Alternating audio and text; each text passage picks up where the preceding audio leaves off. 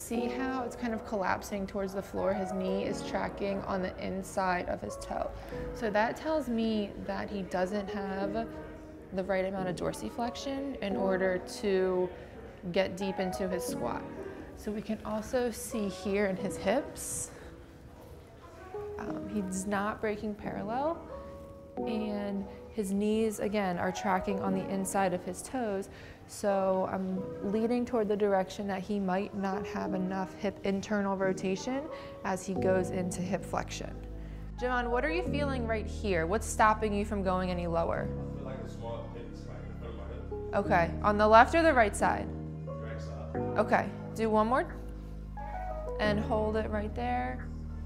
Okay, good, come on up. Perfect.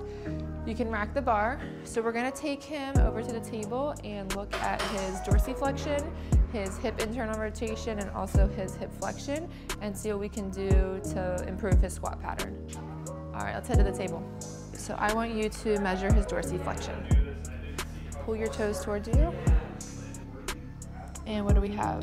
We have 5. Okay, so then what we're gonna do is check his passive. Okay, so you wanna keep the joint at about 20 degrees of plantar flexion, the open pack position. That's gonna give you the most amount of joint play. Get the malleoli, and then you're gonna give it downward pressure. It's a little bit angled as opposed to straight down towards the floor, yeah. So we're gonna come up into here and see how much hip flexion he has. And we're getting stuck right about here. And then when we look at internal rotation, again, a little stiff. Okay, and what are you feeling in this position? Pinch in the front? Okay, so we're gonna use the belt to help create some space in the joint capsule so that we can improve the internal rotation as he gets into deeper flexion.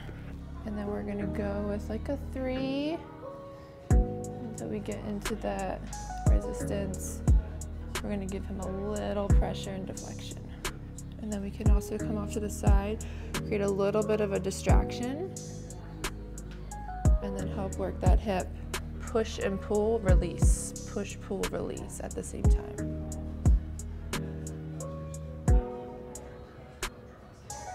So push forward as you thrust your hips back. Then you create a fulcrum, relax. Keep going, push and pull, relax. Push and pull. Now as you push, pull, drive a little internal rotation. So you got 3 things going on.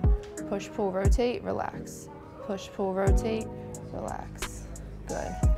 We're gonna retest your hip flexion, show you a dorsiflexion stretch. All right, look at all that newly gained hip flexion. That internal rotation holds you back, man. 110. All right, good. So we already worked on the joint mobility. So now we're gonna put him on the slant board to stretch out the Achilles, the soleus, and the gastroc. I want you to start to activate these muscles as if you're gonna pick your foot up and then relax, drive it forward more. Good. All right, put your shoe and sock on, let's retest. Start to activate these muscles, drive your knees out. Rotate your knees away from each other. Now lower down into your squat. Much better. Try to go a little deeper. There we go, that's good. So if we look at him now, we can see that, keep going. See now that his knee is in line with his toe. We have a vertical Achilles where before it was kind of angled in because he was bypassing the dorsiflexion. Much more stability in the arch of the foot and a more neutral subtalar joint.